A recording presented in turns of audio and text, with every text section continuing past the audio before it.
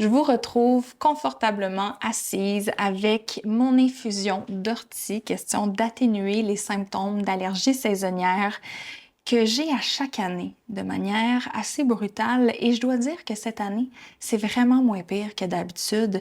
Peut-être que c'est dû au fait que ça fait plusieurs semaines que je suis sur l'ortie en prévision de ce temps de l'année. Donc, si c'est un sujet qui vous intéresse, je vous rappelle que l'épisode 38 porte sur l'herboristerie. Je dis ça de même. Mais c'est pas de ça qu'on va parler aujourd'hui. Aujourd'hui, on parle de la pleine lune en Scorpion qui va avoir lieu le lundi 12 mai, qui est une grosse pleine lune, je trouve. Déjà, les pleines lunes en Scorpion, elles ont quelque chose de fascinant, de cathartique, d'intense et de puissant. Donc, on les ressent beaucoup habituellement, ces pleines lunes-là. Mais en plus, je vous dirais que cette année, dans le contexte d'une année de transition, cette pleine lune qui nous amène à une transformation profonde, voire même à une métamorphose. Et là, je le sais, c'est intense, là. C'est peut-être pas tout le monde qui va vivre une giga transformation, on s'entend, mais elle a vraiment la possibilité, je trouve, de venir débloquer des choses. Donc, dans le contexte d'une année de transition, c'est pas peu dire. Je pense que c'est très significatif et c'est de ça que j'ai envie qu'on parle aujourd'hui. Donc, on est présentement dans la saison du taureau, n'est-ce pas, qui est un signe de terre fixe et qui aime ce qui est prévisible. Là, je ne parle pas de tous les taureaux de la terre entière, je parle de l'archétype du taureau. C'est un signe qui avance un pas à la fois, de manière rythmée et stable, et qui sait où est-ce qu'il s'en va de manière déterminée. Mais là, surprise, à chaque saison du taureau, on a une pleine lune en Scorpion qui vient déstabiliser les choses, qui nous amène moins dans la réalité tangible de nos cinq sens, puis plus connecté à une réalité intangible, mais bien ressentie. Donc, ça vient un peu shaker les choses, ça vient révéler, mettre en lumière certaines parties de nous qui sont parfois inconfortables, mais qui demandent à être vues. Donc, quand on parle d'une pleine lune de manière générale dans le cycle lunaire, c'est un peu comme un moment de culmination. On arrive à une apogée, à un pic, puis suite à ça, il y a comme un moment de relâchement, de release assez profond, surtout quand il s'agit d'une pleine lune en Scorpion. Pour bien comprendre l'énergie d'une pleine lune, vous pouvez penser à l'orgasme, par exemple, qui est un moment où est-ce qu'on atteint le summum, puis après, il y a un relâchement. Juste au cas où c'était pas assez clair pour vous. Donc, une autre chose qui est intéressante à propos de la pleine lune du mois de mai, la pleine lune en Scorpion, c'est qu'elle est associée dans la tradition bouddhiste, ou elle est appelée dans la tradition bouddhiste la pleine lune de l'illumination, parce que c'est sous la pleine lune de mai que le Bouddha serait allé s'asseoir sous l'arbre Bodhi pour recevoir la vérité, pour vivre son moment d'illumination. Donc, typique saison du taureau, le Bouddha est allé faire son earthing, son grounding, est allé s'asseoir près d'un arbre. Il a pris le temps de faire face à ses doutes, à ses peurs, à lui-même. Et c'est en faisant ce plongeon-là qu'il a vécu son moment d'illumination. Donc, c'est une pleine lune qui nous invite à faire la même chose, à descendre au fond de nous pour en ressortir transformés.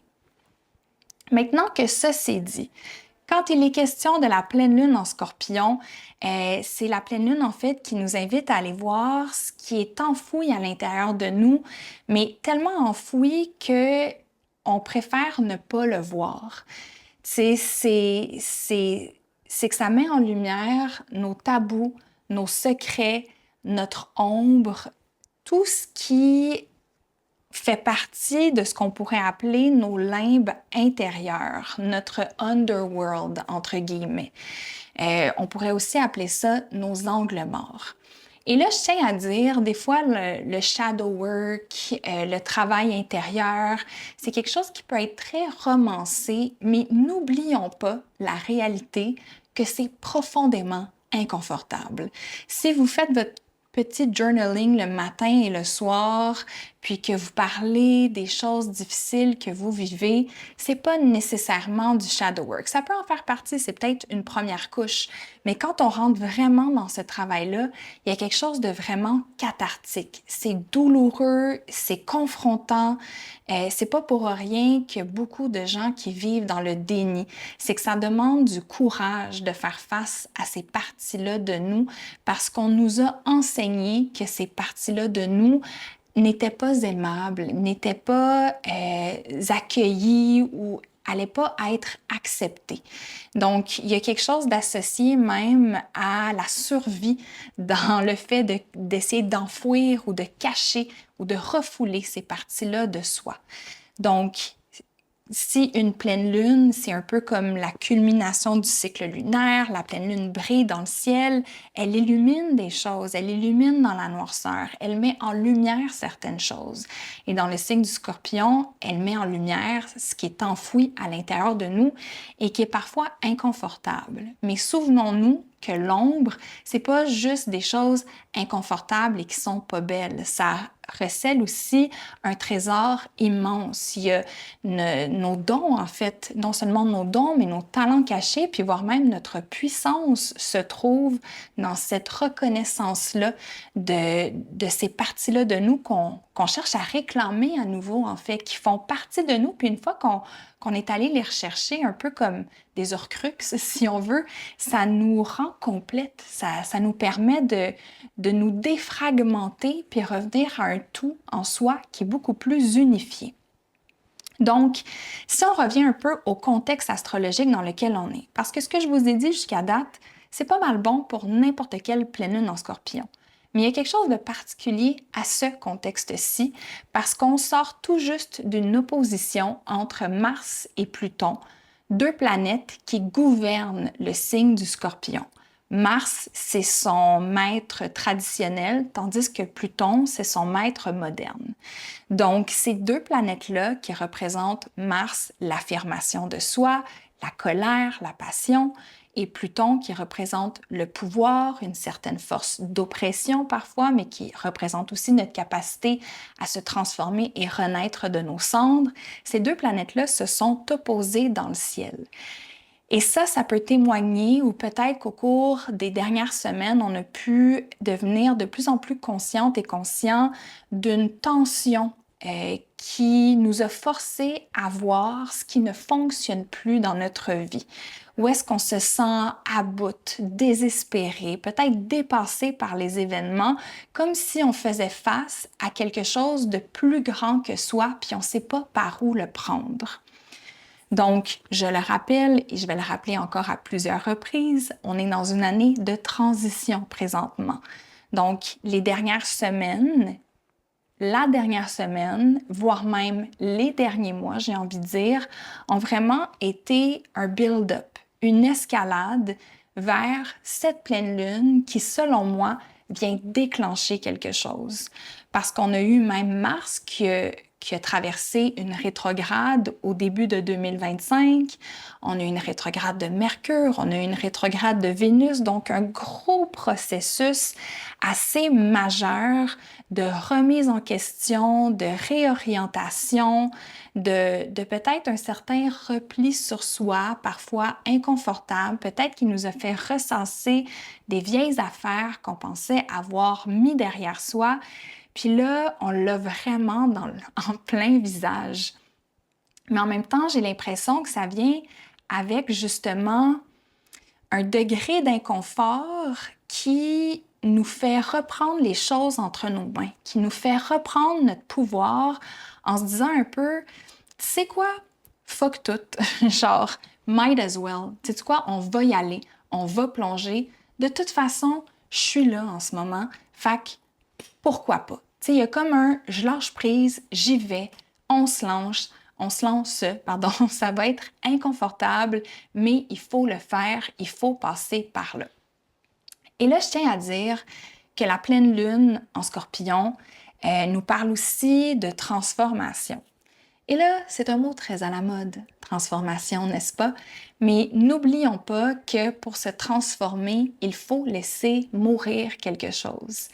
Et le mot mort est probablement le mot le plus terrifiant de la langue française pour beaucoup de gens. C'est la peur la plus normale, la plus saine. Évidemment, il y a des gens qui l'ont à des niveaux différents, mais c'est dans notre ADN relié à l'instinct survie que de craindre la mort, n'est-ce pas? Mais la mort se présente à nous à travers de plein de manières. Pas seulement à travers la fin d'une vie de manière très littéraire, au sens propre.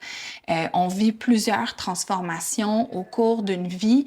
On se transforme, on change, on composte d'anciennes versions de nous-mêmes pour faire place à des nouvelles, n'est-ce pas? Donc, je pense seulement à une personne qui devient parent, par exemple. Sa vie se transforme, on laisse derrière soi une manière d'être, de faire les choses. Évidemment, on reste en partie la même personne, peut-être d'un point de vue extérieur, mais même au niveau de la structure de notre cerveau, de nos structures internes, il y a vraiment de quoi qui change. Donc, bref.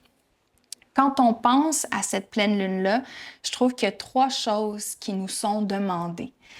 La première, c'est de l'honnêteté radicale. Hein? Mars, qui est le maître traditionnel du signe du Scorpion et de cette lunaison-là, nous donne le courage d'aller là où on n'a pas envie d'aller. Là où est-ce que c'est inconfortable, d'aller voir nos patterns émotionnels, nos patterns de comportement, de voir elle est où notre responsabilité dans les situations dans lesquelles on se sent peut-être prise et pris en ce moment. Puis de l'autre côté, on a Pluton qui est le maître moderne de cette lunaison qui nous fait plonger dans notre underworld, là où on peut plus utiliser le déni pour nous protéger. On retourne dans les profondeurs de soi, dans des endroits qui encore sont pas les plus confortables, mais qui sont un peu comme du compost qu'on utilise pour refertiliser la terre. C'est un endroit qui est rempli de potentiel. Parce que quand on parle du underworld, c'est là, dans la mythologie, qu'on se retrouve quand on meurt, par exemple. Puis la mort, bien qu'elle soit vue comme quelque chose d'épeurant, c'est aussi une phase normale dans le cycle de vie-mort-vie, dans le cycle de la nature. On n'a qu'à regarder justement la nature qui reprend vie présentement, qui était morte durant la saison d'hiver, qui est un processus qui s'est enclenché à l'automne. Donc, ça nous rappelle la notion de cycle. Donc oui, ça nous demande, cette pleine lune-là, une honnêteté radicale, faire le travail de l'ombre, ce qui, je l'ai déjà mentionné, et ça vaut la peine de le répéter, c'est pas cute, c'est pas sexy, c'est pas romancé. On le sait quand on est en train de le faire pour de vrai, là, quand on touche à quelque chose, qu'on se dit « et que j'aime pas ça, admettre ça de moi-même », mais force est de le constater. Force est de le reconnaître en moi-même. Parfois, là, c'est qu'on blâme quelqu'un pour quelque chose, on pointe une autre personne du doigt, on est impatient ou on déteste quelqu'un en raison d'un certain trait de caractère. Puis des fois, forcé de constater que c'est un trait de caractère qu'on retrouve aussi chez soi, puis on se dit « que j'aime pas ça, ce miroir-là que ça me reflète ». Mais quand ça arrive, c'est vraiment puissant. Il y a quelque chose qui peut vraiment comme s'ouvrir, se relâcher quand on se laisse vivre ces moments-là, parce qu'il y a une certaine clarté, il y a une certaine lucidité qui vient avec ça. Et cette lucidité-là n'est pas du tout confortable, surtout dans le monde dans lequel on vit. C'est une réflexion que j'ai beaucoup ces temps-ci de me dire c'est très difficile d'être une personne lucide sans être une personne fâchée présentement. Et la colère, je le rappelle, je l'ai dit beaucoup au cours des dernières semaines, mais je vais le répéter probablement pour les 14 prochaines années, que la colère est quelque chose de sacré. En ce moment, c'est un moteur qui est vraiment important pour nous donner le jus, l'ambition, la motivation, le courage d'agir pour faire changer les choses. Donc, ça, c'est seulement la première chose que nous demande cette pleine lune. honnêteté radicale envers soi-même, envers les autres. Mais la deuxième, c'est de laisser mourir ce qui veut mourir. Et là, on parle de transformation, donc c'est pas toujours quelque chose qui prend fin d'une manière surprenante. Parfois, c'est juste une étape dans un processus parfaitement naturel, un peu comme le compost. Si je fais une certaine comparaison avec la carte de tarot, la mort, qui est la carte associée au signe du Scorpion, quand je la vois sortir dans un étalement de tarot, ma première réflexion, c'est pas de dire ouh, quelque chose va se terminer de manière abrupte. Ça serait davantage la tour pour moi.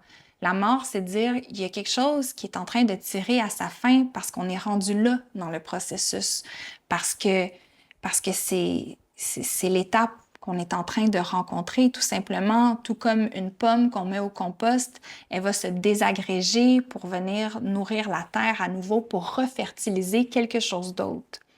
Sauf que notre cerveau reptilien, lui, associé au système nerveux, ne voit pas la différence nécessairement entre une mort symbolique et une mort réelle. Il le vit comme quelque chose de vraiment vertigineux. Et donc, à travers ce processus-là de laisser mourir quelque chose, il faut prendre soin de notre système nerveux. Il faut pas oublier de se redéposer dans son corps. On est toujours dans la saison du taureau après tout. Faire des pratiques de yoga restaurateur, de prendre le temps de méditer, de faire des body scans, qui sont des méditations dans lesquelles on traverse de manière guidée chaque partie du corps. On a besoin de réatterrir dans notre corps pour être capable de traverser ce moment-là. Donc, même si le cerveau rationnel sait très bien qu'on va survivre à ce passage-là, à cette transition-là, pour ne pas dire transformation, il y a quelque chose d'associé à la notion de survie en nous qui est déclenché, qui est enclenché et qui cherche à s'agripper, à s'attacher, à garder une prise vraiment solide sur ce qui est tangible puis ce qui peut nous garder dans un certain statu quo. Mais si on veut se transformer, il faut accepter de composter. Et c'est ça la troisième chose que cette pleine lune-là nous demande, qui est assez associée à la deuxième. Hein? On se souvient, la première, honnêteté radicale. La deuxième, laisser mourir ce qui doit mourir. Et la troisième, composter ce qui est mort. Donc, on veut laisser la décomposition faire son œuvre, laisser aller ce qui est plus viable pour être capable d'utiliser tout l'engrais qui s'est créé et venir nourrir ce qui vient après. Parce que c'est ça qui est vertigineux avec la mort, qu'elle soit littéraire ou symbolique, c'est qu'on ne sait pas ce qu'il y a après. Donc, il y a comme un vide qui est absolument vertigineux. Mais je pense qu'il y a comme une invitation à faire confiance qu'il va y avoir quelque chose après. Puis le après, c'est ce qui nous attend pour les prochaines années sur le plan personnel, dans le sens où si on est en train de vivre des périodes de transition en ce moment, comme je soupçonne que plusieurs personnes ici sont en train de vivre, transition sur plein de plans. Hein. Ça peut être une transition familiale, travail, personnel, intérieur, spirituel, bref, il y en a tout plein. Des fois, c'est très évident dans nos vies, des fois, c'est très subtil, mais pour faire cette transition-là, on doit accepter de se laisser transformer. Et ça, c'est une autre réflexion que j'ai eue récemment à plusieurs reprises.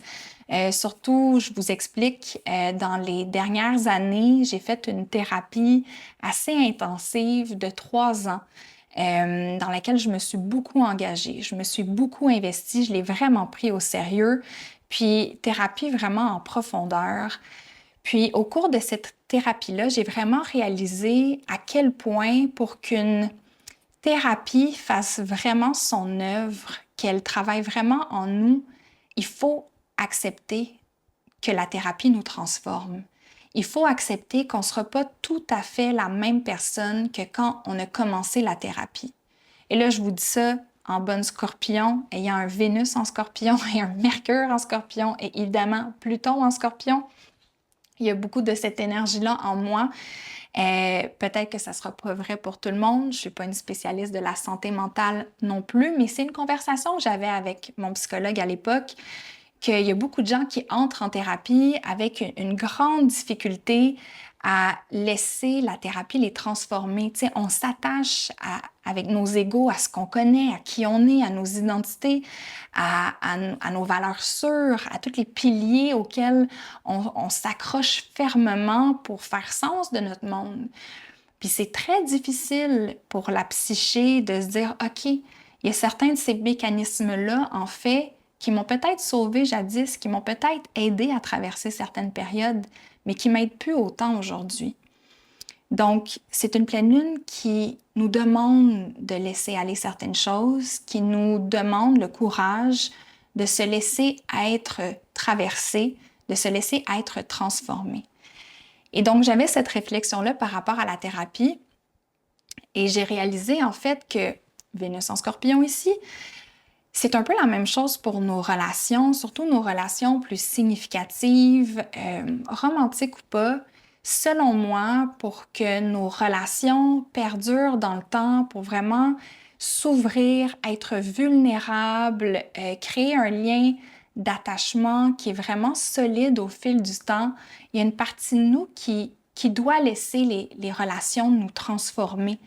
Tu sais, je pense que quand on reste trop accroché à qui on est, on passe à côté d'un grand, je vais dire d'un grand, j'ai comme cadeau, oui, c'est le mot cadeau que j'ai envie d'utiliser. On passe à côté d'un grand cadeau qui est de celui de laisser nos relations significatives nous transformer, puis nous mener vers une version, je ne veux pas dire améliorée, mais peut-être plus consciente, plus humble, plus vulnérable, plus dans notre alignement, dans notre essence, en fait. Parce qu'il y a plein de petites déconstructions qui se créent au fil du temps. Hein? Il y a plein de layers, de petites couches d'oignons qu'on a accumulées au fil du temps, puis à travers, que ça soit la thérapie, nos relations, il y en a qui vont le vivre avec l'art aussi.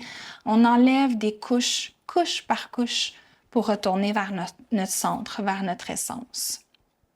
Et donc, cette pleine lune, si on revient à cette lunaison qui nous demande de nous transformer, qui nous demande une grande dose de vulnérabilité, elle ne viendra pas sans effet de choc, selon moi, que ce soit sur le plan plus collectif ou peut-être pour certaines personnes sur le plan plus personnel. Si vous avez plusieurs placements dans des signes fixes, donc le Scorpion, le Taureau, le Lion, le Verseau, ça se pourrait que vous le ressentiez un peu plus que les autres. Pourquoi est-ce que ça vient avec une certaine onde de choc, avec un côté peut-être inattendu, surprenant? Parce que le Soleil se trouve très près de la planète Uranus. Et donc, la pleine lune va être en opposition à Uranus, qui est la planète des changements soudains, des révolutions, qui est la planète aussi qui nous rapproche de notre individualité la plus pure, en quelque sorte. Hein, Uranus est associé dans le tarot à la lame du fou. Donc, il y a ce saut-là dans un processus d'individuation assez majeur avec la planète Uranus. Donc, bref, c'est une pleine lune sous laquelle il y a certaines vérités qui pourraient émerger de manière assez soudaine, surprenante ou choquante. Puis ça se pourrait que lors de la pleine lune, on commence à avoir une idée de ce qui nous est révélé, mais ça se pourrait qu'on en prenne un peu plus conscience autour du 17 mai, quand le Soleil va vraiment rencontrer Uranus, puis qu'on soit capable de peut-être mieux l'exprimer autour du 24 mai, quand Mercure va rencontrer Uranus. Donc, je le vois comme une pleine lune qui crée un effet ondulatoire, qui a certaines réverbérations, si on veut. Donc, c'est pas quelque chose qui se passe en une seule fois, un événement frappant, le voilà, il y a comme des petites secousses qui vont suivre en quelque sorte. Quand on parle du 24 mai aussi, je vous rappelle que le même jour, la planète Saturne, qui est la planète de la discipline, de la maîtrise de soi, de l'autorité, des structures, des limitations. Moi, souvent, je compare Saturne à notre coach de sport qui dit, là, je le sais que tu es fatigué, je sais que tu as peut-être viré une cuite la veille, mais si tu veux aller aux Olympiques, il faut que tu te lèves, il faut que tu ailles faire ce que tu dois faire, il faut que tu ailles faire tes entraînements si tu veux te rendre où tu veux te rendre. Donc, il y a vraiment ce côté-là de nous amener à faire les choses qu'on n'a peut-être pas envie de faire, mais qui sont bonnes à faire. Cette planète-là, le 24 mai, va entrer sous le signe du Bélier, ce qui va faire en sorte que les plaques tectoniques de nos vies, nos plaques tectoniques intérieures vont vraiment commencer à bouger d'une manière plus significative. Je vous rappelle aussi que Neptune est en Bélier présentement. J'ai fait plusieurs épisodes de podcast sur le sujet, donc je me souviens plus exactement le numéro des épisodes, mais je pense que c'est autour de 35-36. Je vous parlais de Neptune dans la collectivité, Neptune sur le plan personnel. J'ai même fait un horoscope signe par signe qui prend en compte le fait que Saturne va aussi être dans la soupe du Bélier pendant quelques mois cette année avant de s'y loger pour 2 ans à partir de 2026. Bref, même si la semaine du 5 mai était quand même moins chargée niveau astrologique, peut-être un peu plus douce, comme un petit moment pour reprendre son souffle, je pense que la pleine lune en Scorpion déclenche une nouvelle vague d'intensité qui est différente de ce qu'on a vécu au cours des premiers mois de 2025, mais tout de même, je pense que c'est important de le nommer. Donc, ça serait intéressant pour vous à la maison de retourner dans votre calendrier ou dans vos journaux pour aller voir qu'est-ce qui se passait dans votre vie autour du 1er novembre, qui était le moment de la nouvelle lune en Scorpion. Hein? Qu'est-ce que vous avez semé lors de cette nouvelle lune-là? Parce que les moments de pleine lune, c'est des moments d'apogée, de culmination, mais aussi de récolte parfois. Donc, peut-être que c'est quelque chose qu'on a planté à ce moment-là qui porte fruit maintenant, puis qui va nous guider dans nos prochains pas. Je vous rappelle que le 17 mai, on assume peut-être davantage. Le 24 mai, on communique davantage. Ce qui a été déterré lors de la pleine lune en Scorpion.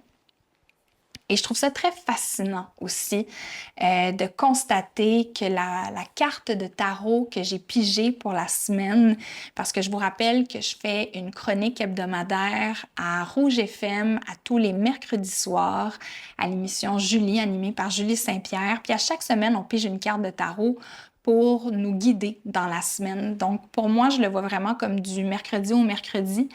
Et donc, la carte de tarot que j'ai pigée, c'est la roue de fortune. Puis la roue de fortune nous rappelle que la seule constance, c'est le changement.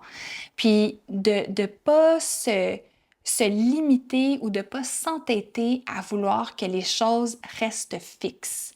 Et c'est difficile, ça nous demande peut-être de l'effort puisque justement, on est dans une saison de signes fixes. Le taureau est un signe de terre fixe. Le scorpion est un signe d'eau fixe. Donc, ce ne sont pas les signes les plus favorables ou les plus appréciatifs de changement, on s'entend. Sauf que là, l'intention ou l'invitation, je crois, avec la roue de fortune, c'est de se trouver un centre, un point d'ancrage très solide dans lequel on peut s'ancrer pour permettre à tout de tourner autour de nous. Tu sais, je pense à cette image de la roue qui est attachée en son centre et qui peut ensuite spinner, si on veut.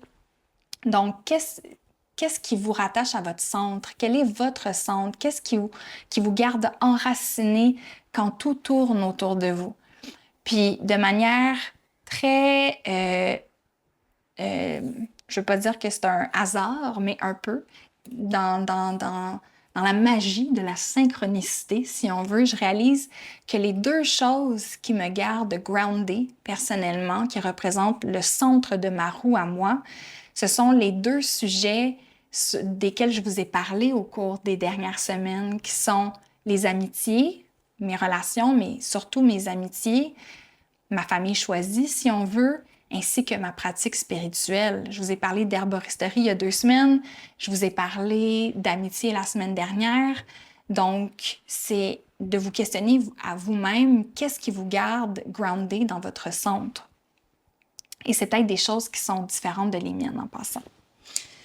Donc, en cette pleine lune en Scorpion, des rituels qui pourraient être intéressants à faire en tant que bonne sorcière, moi je vous dis burn shit up. Genre, c'est un super bon moment pour faire un petit rituel et brûler de manière sécuritaire, évidemment, ce que vous êtes prêt à laisser mourir. Prenez ensuite les cendres et allez les répartir dans un parc, sur un terrain. Question de refertiliser la terre avec ça. Ça peut être de prendre un petit morceau de papier, d'écrire ce que vous voulez laisser mourir, puis ensuite le brûler de manière sécuritaire, évidemment. Sinon, vous pouvez faire comme le Bouddha, aller faire peut-être un petit peu de earthing, d'aller vous asseoir près d'un arbre, vous adosser sur celui-ci et attendre l'illumination. C'est une blague, vous risquez d'attendre longtemps, mais sans nécessairement attendre de devenir un être éveillé, un maître ascensionné, peut-être juste voir ce qui émerge. Et si vous avez fait le programme Supporter avec moi en octobre dernier, vous savez à quel point j'ai une passion pour donner des câlins aux arbres. Des fois, s'il y a trop de gens autour, j'ai le câlin gêné, alors je m'assois, je m'adosse contre l'arbre et je prends juste le temps de laisser l'énergie de l'arbre me calmer, apaiser mon système nerveux. Et je sais que ça sonne super kumbaya, ça sonne super hippie, mais c'est littéralement prouvé par la science. Et moi, c'est tout le temps les moments où est-ce que je suis le plus épatée, fascinée, heureuse et encore plus connectée à ma pratique, c'est quand la science vient confirmer des pratiques qui sont utilisées dans diverses traditions spirituelles et ça depuis tellement longtemps. Ce qui est dommage, c'est qu'ensuite ils vont se l'approprier un petit peu, dire « Ah, vous pouvez faire, comment, je sais pas comment ils appellent ça en science, là, mais en spiritualité, si on veut, ou dans la tradition yogique, il y a les yoga nidra, qui sont comme des siestes conscientes, là, si on veut. C'est pas des siestes parce qu'on dort pas, mais des deep rest un petit peu. Puis bref, je sais qu'en science, ils ont donné un nouveau nom. Puis à chaque fois, je suis comme « Hey, la gang, laissez à César ce qui revient à César. » Là, ça fait des millénaires que les yogis, que le peuple hindou crée cette méthode-là. Puis là, vous agissez comme si vous veniez de trouver quelque chose de vraiment révélateur, mais comme c'était là bien avant vous. Bref, maintenant que ça c'est dit, une autre mention honorable que j'aimerais faire sous cette pleine lune en Scorpion, c'est le fait que j'ai l'impression que présentement, après avoir traversé les derniers mois qui étaient vraiment chargés astrologiquement, je vous le disais quand on était dedans, maintenant en rétrospective, on se le confirme. À ce point-ci, juste avant l'été, j'ai l'impression qu'on est comme à un carrefour giratoire vraiment puissant. Puis je trouve l'image du carrefour giratoire vraiment intéressante de par le fait que présentement et jusqu'au mois de juin, Jupiter est sous le signe du Gémeaux. Puis Jupiter en Gémeaux, Jupiter étant la planète des opportunités, nous offre plein d'options, plein de choix, et ça depuis presque un an. Sauf que il y a comme un excès de choix. C'est comme si on a plein d'informations, on a plein d'options, mais des fois, on ne sait plus par où donner de la tête. On ne sait plus où se diriger. Et là, j'ai l'impression qu'on est à un moment où est-ce qu'on a fait le tour du carrefour giratoire une couple de fois, et là, il faut choisir la sortie. Il faut choisir une voie, il faut décider de marcher dans une direction. Puis, j'ai l'impression que ce choix que l'on va faire devient comme un point de bascule, un saut vers l'inconnu, un appel à faire un saut dans le vide. Je vais oser dire pour aujourd'hui, et là, on s'entend, j'utilise le mot avec un grain de sel, on s'apprête à faire un saut quantique. On s'entend. Je trouve des fois que c'est un mot qui est utilisé pour faire comme... pour de manière un petit peu sensationnaliste, mais bon, je l'utilise aujourd'hui. Puis cette idée du saut quantique, c'est que c'est un saut majeur, puis on ne sait pas ce qui nous attend de l'autre côté. Donc, si on revient un petit peu à ce que j'ai dit plus tôt, le soleil en taureau nous parle à travers les 5 sens. La lune en scorpion nous parle à travers nos spidey senses, qui sont un peu comme nos sens d'araignée pour une mauvaise traduction francophone, qui est en fait une capacité à détecter l'information dans l'invisible. Donc, dans le taureau, l'information vient par le corps. Avec la lune en scorpion, ça vient par de l'information au niveau du ressenti, du pressenti. Puis ensemble, cette lunaison-là, le soleil en taureau qui s'oppose à la lune en scorpion, nous demande quelle est la vérité de ce que je ressens, de ce que je désire vraiment. Qu'est-ce qui doit mourir pour que je puisse renaître? Puis la réalité, c'est que prête, pas prête, on y va. Et de mon côté, je vous avoue que moi aussi, j'ai l'impression de me tenir au bord d'un, je ne veux pas dire un précipice parce que ça sonne super dramatique, mais d'un grand saut qui fait peur.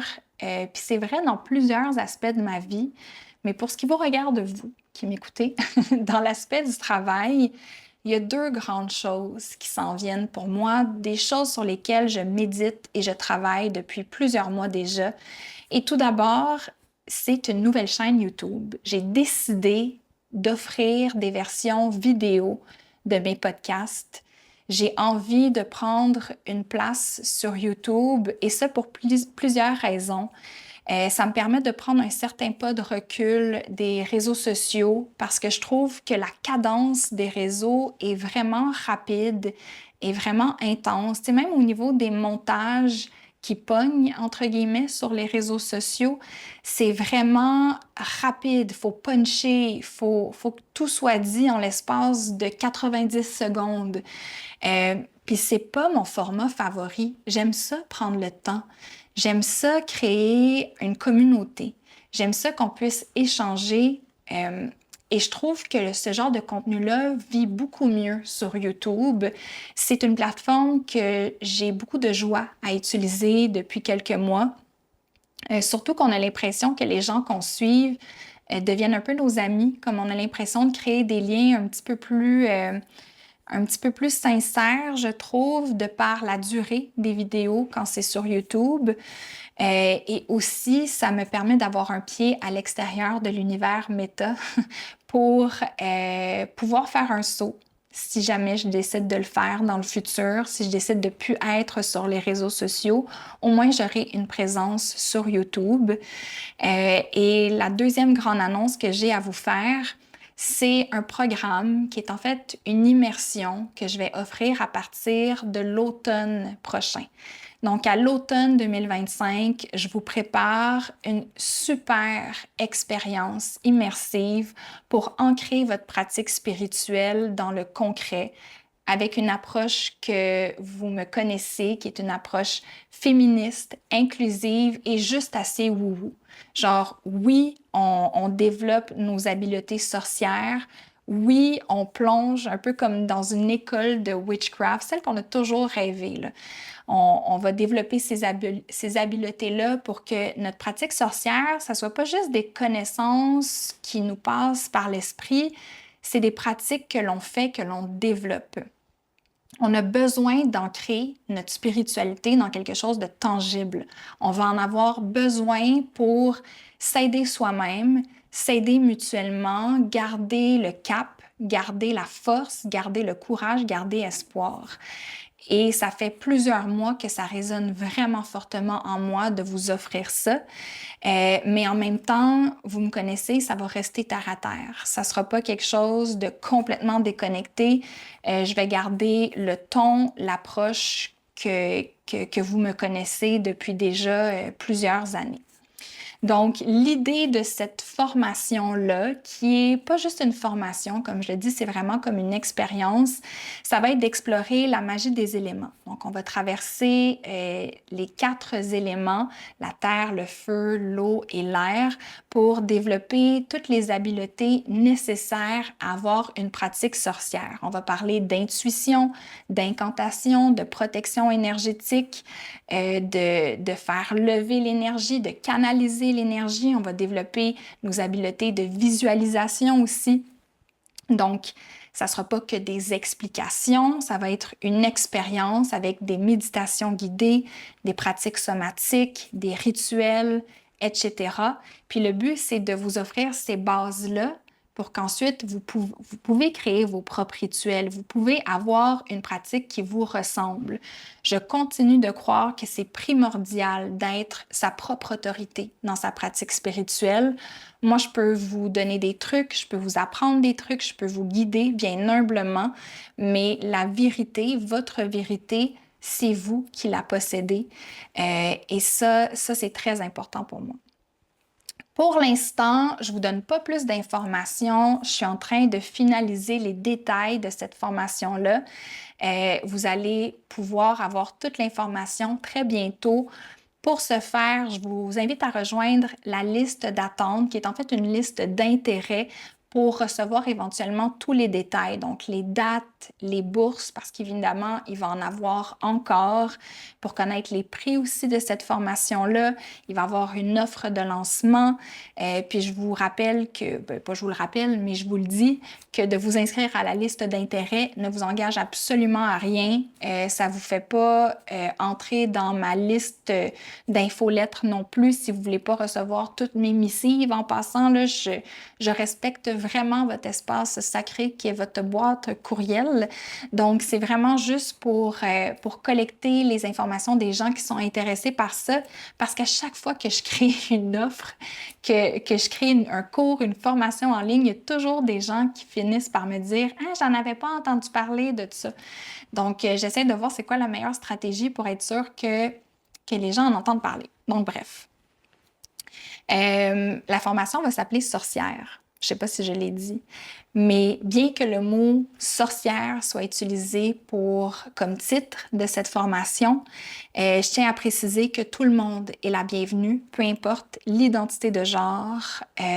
C'est un terme féminin quand il est utilisé en français, mais le terme witch est un terme à la base qui était neutre de genre. Donc, que vous soyez sorcière, sorcier, homme, femme, non-binaire, trans, peu importe. Je veux que vous sachiez qu'il va y avoir un souci d'inclusivité à cette formation. C'est une valeur qui me tient profondément à cœur. Donc, je pense que je vous en ai assez dit. Wow! Je vous ai parlé vraiment plus longtemps que ce que je pensais. Le temps a passé très vite. Je vous souhaite une pleine lune toute en puissance. Je vous souhaite de trouver votre centre pour rester bien ancré malgré ce qui risque ou ce qui va peut-être bouger, tourner, changer autour de vous. Ayez confiance que ce qui bouge, c'est dans votre meilleur intérêt. Merci d'être à l'écoute. Merci de m'écouter semaine après semaine. C'est un grand privilège, c'est un honneur pour moi de pouvoir avoir ce contact-là avec vous. Si vous voulez soutenir ce podcast, je vous rappelle que la meilleure manière de le faire, c'est de partager les épisodes. Vous pouvez le faire sur les réseaux sociaux. Vous pouvez également juste noter ou commenter le podcast sur l'application d'écoute de balado de votre choix. C'est sûr que de vous abonner aussi au balado, ça l'aide beaucoup. Puis, on va se retrouver la semaine prochaine pour parler de quelque chose d'autre. Je pense qu'on va parler de la saison du Gémeaux, en fait, la semaine prochaine. Déjà, qui l'eût cru? Mon Dieu, que le temps passe vite. Je vous embrasse très fort et j'ai déjà hâte de vous retrouver. Merci.